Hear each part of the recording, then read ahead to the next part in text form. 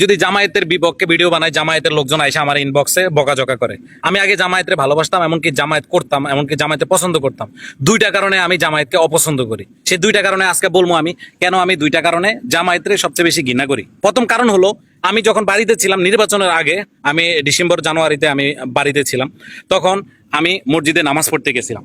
তো মসজিদে নামাজ পড়তে গেছিলাম, আমার মনে হয় যে মসজিদের আমার বিল্ডিং থেকে 150 গজ দূরে হলো আমার মসজিদ। তো ওইখানে গেছি, আরে সম্ভবত ইমাম সাহেব মনে হয় জামায়াত করে সম্ভবত।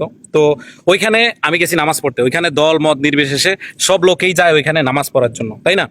তো আপনার ওইখানে গেছি আল্লাহকে ডাকার জন্য, আল্লাহকে স্মরণ করার জন্য। ওইখানে কোনো পার্টির কথা বা পার্টিকে ভোট দিতে হবে এমন কথা শোনার জন্য আমরা মসজিদে যাই না, আমরা যাই নামাজ পড়তে, আল্লাহকে স্মরণ করতে।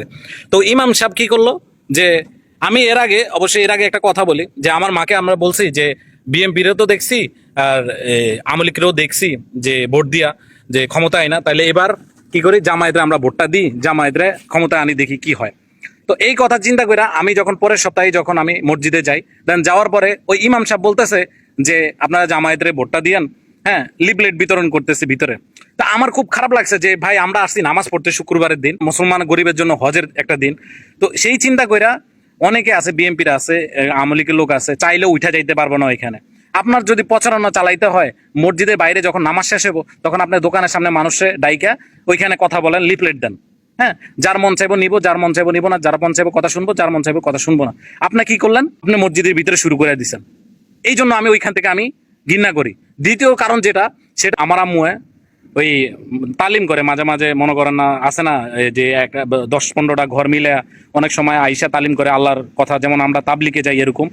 তো আমাদের পুরান বাড়ি তো এরকম হইতো। তা আমার মারে ডাইকে নিয়েছে যে আপা, আমাদের যেহেতু একলা বাড়ি, বড়া বাড়িতে নিয়ে গেছে যে আপা আসেন আপনি, আসা কথাগুলো শুনেন। তো আমার মা গেছিল, আরে তখন কি করলো, জামায়াতের নেত্রীরা কি করলো, জামায়াতের কথা উঠাই দিল, ভোটটা জামায়াতের দিয়েন, জামায়াতের জন্য আমরা আসছি এখানে, আমরা চাই যে জামায়াত আসুক, এগুলা বলতেছে। মানে আল্লাহর দিনের কথা তো কিছু বলেই না, ওনারা এগুলা সুরে করে দিছে। আমার মা সোজা উইটা চলে আসে। আমার মার কথা হলো যে আপনি যদি এগুলা বলেন আমার বাড়িতে আইসা বলেন। সব পার্টি আসে, বিএমপি, এনসিবি, সবাই আমার বাড়িতে আইসা আমার বইলা গেছে যে ভোটটা অমুকের দিন, এমুকের দিন, বিএমপির দিন। তা আপনারাও উচিত ছিল, কিন্তু আপনি এখানে তালিমের কথা বইলা আপনি আমার ডাইক আইনে এগুলা শোনাচ্ছেন, এগুলো আমি কখনো পছন্দ করি না। এই দুইটা কারণে জামায়াত থেকে আমি দূরে সরে আইছি। এখন তো জামায়াতের বিরুদ্ধে কথা বললে মানুষ আইসা আমার ইনবক্সে গালি দেয়। আপনাদের কাছ থেকে এরকম ব্যবহার আশা করি না আমরা। আমার স্বাধীনতা আছে, আমার শারীরিক স্বাধীনতা, সার্বভৌমত্ব বাংলাদেশে আমার স্বাধীনতা দিছে, আমি কি কমু বা কারে সাপোর্ট করবো। কিন্তু আপনারা এইসব ব্যবহার করেন, আপনিও করেন, যার মন চায় তারে, যা মন চায় তাই বলেন। আমি তো গালি দিয়ে কথা বলি না, ছোট করে কথা বলি না। যেটা আমার অন্যায় দেখবো সেটা আমি বলবো, আমার মতামত আমি জানাবো। আপনারা কেন আমার গালি দেন? তো যাই হোক, আমার এই কথাগুলো শুনে আপনাদের কেমন লাগছে একটু জানাই যাবেন। আমি কি ঠিক করছি না ভাই ঠিক করছি? আসসালামু আলাইকুম রহমতুল্লাহ বারাকাতুহু।